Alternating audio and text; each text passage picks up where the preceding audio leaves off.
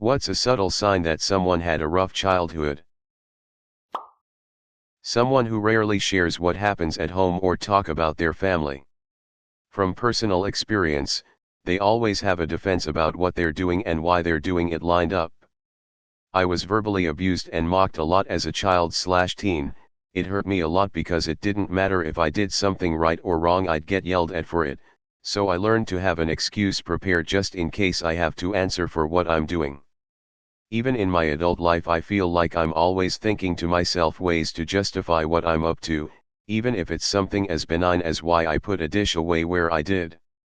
No one ever asks about the mundane stuff I do, but I always feel like I have to be ready to defend myself. It really sucks. I shouldn't have to justify my existence. Edit. Thanks so much everyone.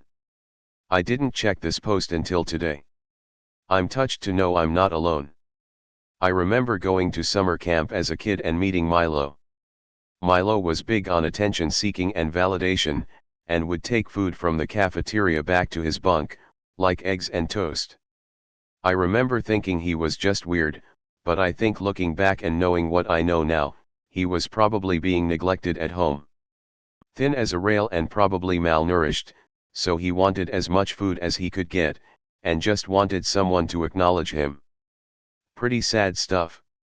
Insanely independent. They've learned not to trust anyone to help them, so do everything themselves. My sister-in-law adopted 3 siblings who are completely self-sustainable at a very young age. When they were visiting, I noticed a lot. If I gave anything to the oldest boy, he would pass it off to the youngest sister.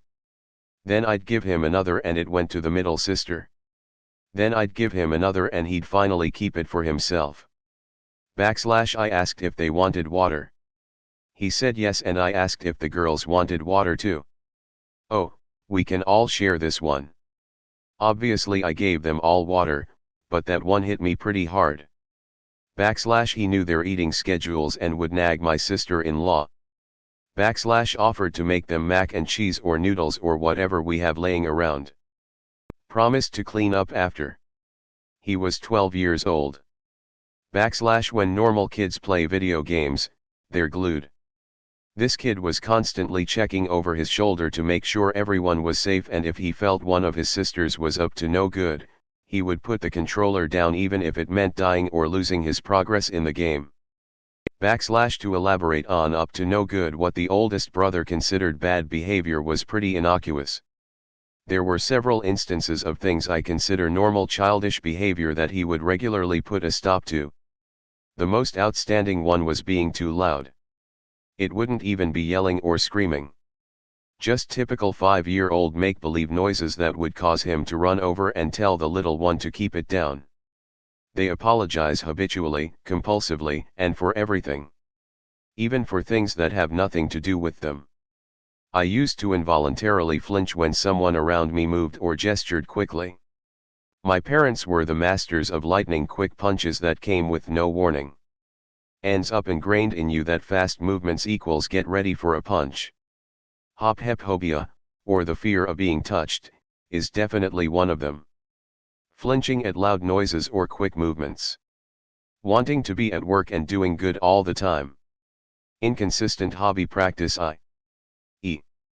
drawing, but only sometimes drawing, and then dismissing what you drew as not good enough. When things get tense, they move and breathe very silently and are hyper-aware of everything that is happening and everyone else's actions. And #X200B, I find that they also read people very well, but still have poor judgment when it comes to close relationships.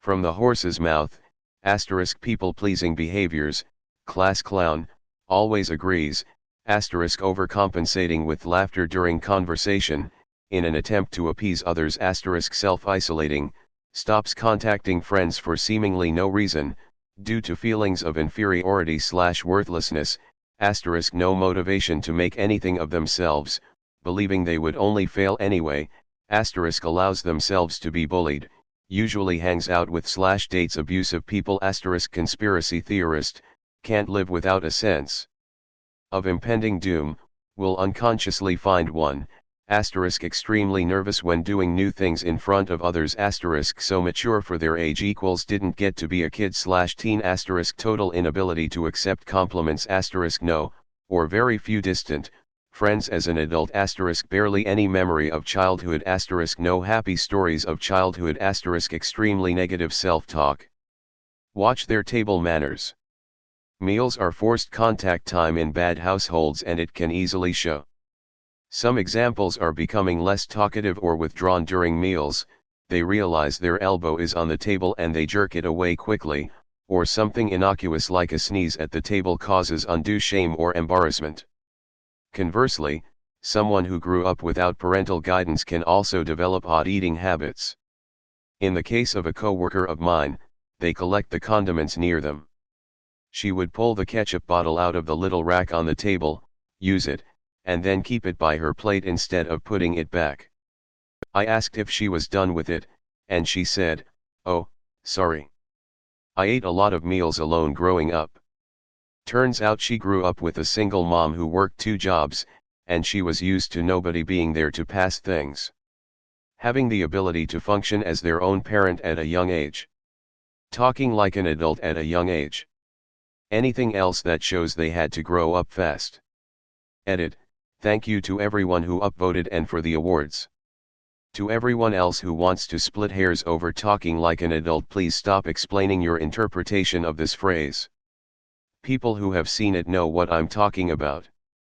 It's great if you are raising your kid to speak properly or understand adult topics, obviously I'm not referring to such a situation. Also the question is, what's a subtle sign that someone had a rough childhood? Not what's an obvious sign of abuse. Constant analysis of nonverbal cues.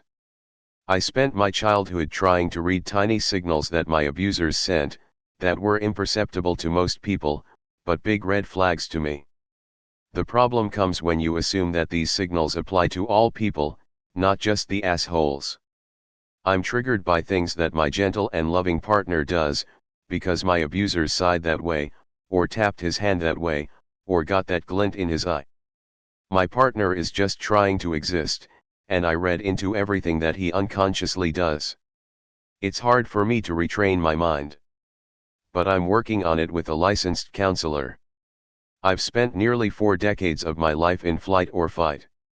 It's good to be emerging from that mode. Can't figure out whether or not to permanently cut off contact with shitty parents, or who go back and forth, cutting off and trying again, and cutting off and trying again.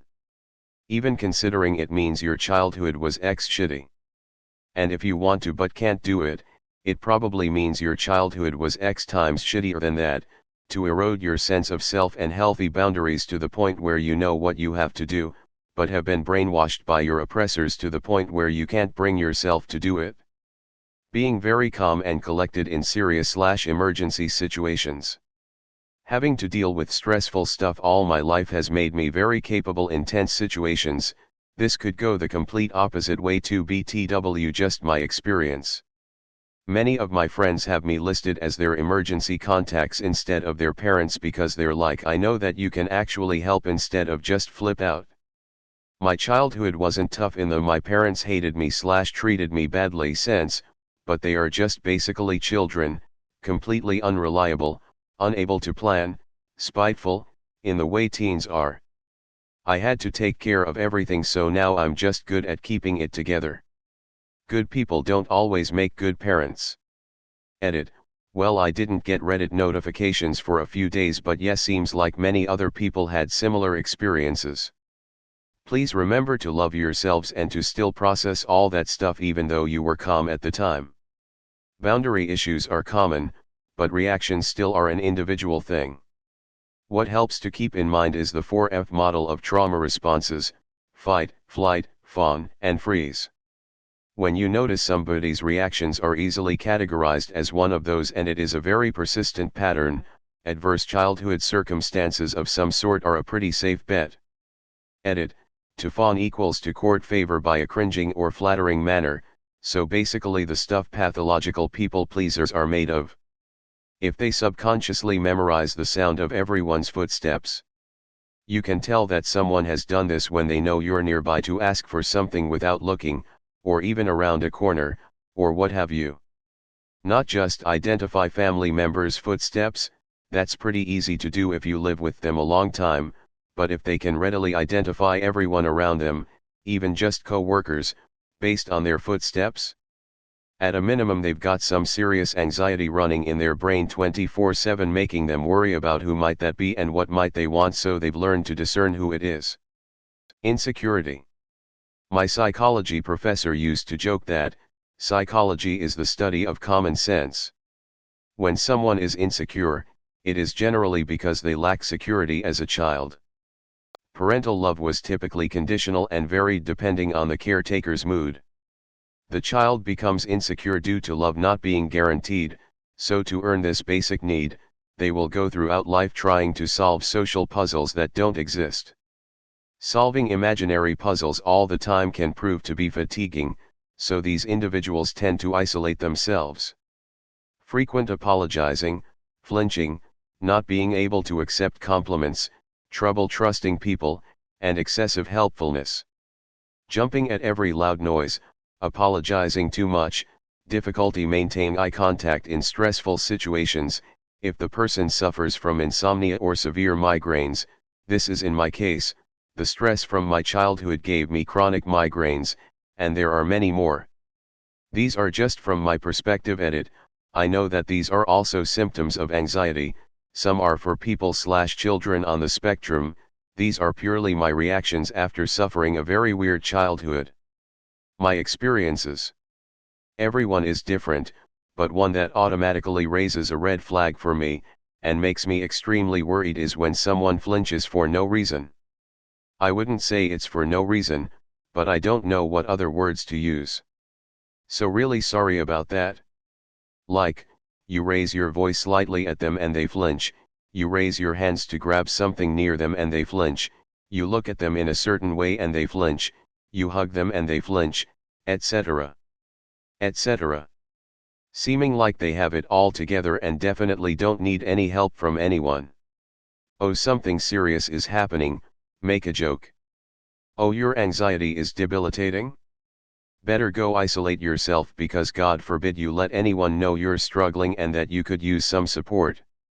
Low self-esteem, feels obligated to deal with things all on their own, to not bother, has severe trust issues, either pours all their love on something/someone and doesn't know when to stop, or doesn't give a shoot. They read through this entire thread and nodded the whole time. Someone who is very good at staying calm. Like, creepy calm. The room could be on fire and they'd walk out like nothing was wrong. They smile a lot, probably too much.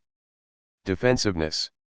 If you're one of those people who get super defensive about even the slightest error, it's usually a good sign that they grew up in an environment where it was definitely not okay to make mistakes. That they come off as very mature at a young age. They move extremely silently, as though they've been conditioned to not be heard or seen. P.S. Everyone that has ever worked on a kitchen line with me hate how they can't hear me move around them.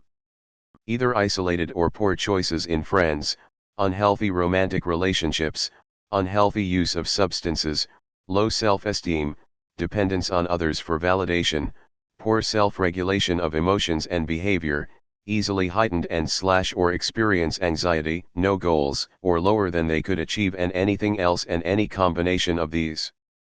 Being extremely uncomfortable in other people's houses. My family was poor and we lived in a small house with a lot of stuff in it that was just piled all over the place. I refused to have people over because I was so embarrassed by it. Whenever I went to someone else's house, I could never relax and was always on edge because I felt like I was in a palace. The houses were 2 or 3 times, or more, the size of my house and were perfectly clean, coordinated, and decorated. Like something out of a magazine. I was afraid to touch anything or sit on anything. I slowly learned that these people weren't royalty or interior designers. They were normal people living in *normal houses. Those were homes that people lived in and slept in and ate in. Normal houses. My family was the one that was abnormal. I still ask permission to sit somewhere if I'm in someone else's home for the first time. I can't break that. They laugh at things that shouldn't be funny but concerning. Not being able to remember your childhood, I have a few memories that I've made my own from old photos I've seen. But really don't have much. Lack of boundaries. They ask personal questions too easily or are quick to share TMI. Someone who is really uncertain in decision making and never wants to put anyone out of their way. Super independent. It's hard to ask for help. Don't complain about food/eat everything they're offered. Hard workers. Respectful of adults. Can become very upset over tiny things. E.g. dropping a phone and it cracks the screen. Pretty understanding of the outsiders at work/school. Compassionate. Don't talk about their family. You never know how many siblings they have, etc. Sometimes it's also not depending on others for validation. The flinching. The uncontrollable crying at times, crying that they don't like sharing the reason behind. Well, one that I've noticed is flinching at sudden movements, asking permission to buy cheap things with their own money. Hesitating to let people buy things for them and then choosing an option you know they don't like because it's cheap. Having trust issues. Continual self-sabotage. Either staying in a terrible relationship, or blowing up a perfectly good one. You kinda internalize the thought that you don't deserve good things, so you destroy them to justify your anxiety. The sad thing is, these people often don't even realize they're doing it.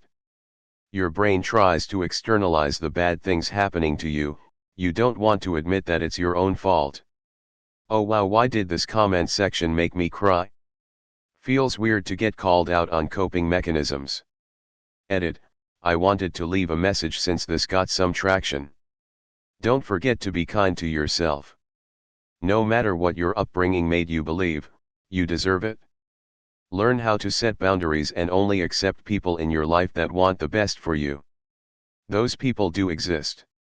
My now boyfriend always used to say jokes like, "Nah, you don't hurt me, it's way worse at home."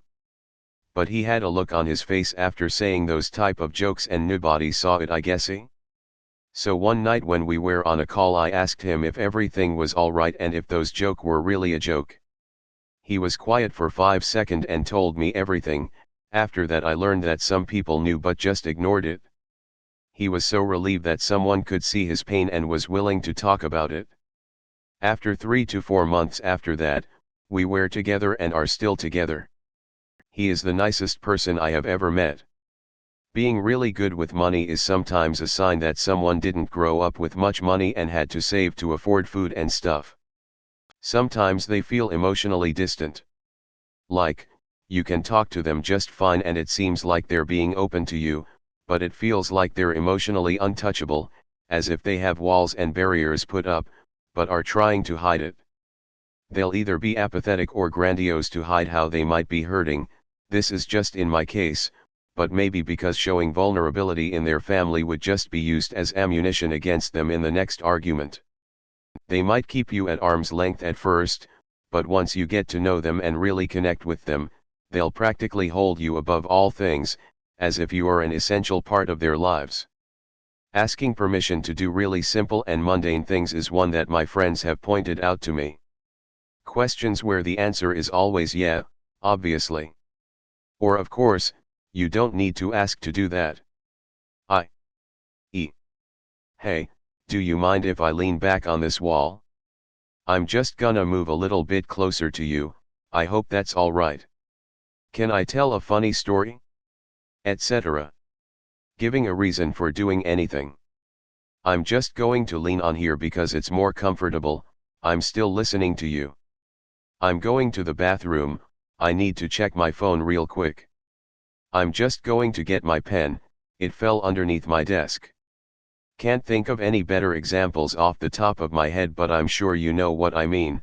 Not necessarily a sign of a rough childhood, but I usually say if a young child, 11 to 12, speaks and carries themselves like an adult, especially if they have younger siblings, it's because they've had to step up and be the parent when their parents couldn't. I've been called an old soul more times than I could count. Like. It's the depression, actually, but thanks. Those are just ones that have been pointed out to me by friends and teachers. There's probably more, but I can't remember ATM. It's early. Thank you for watching. Be sure to like and subscribe for more content every day.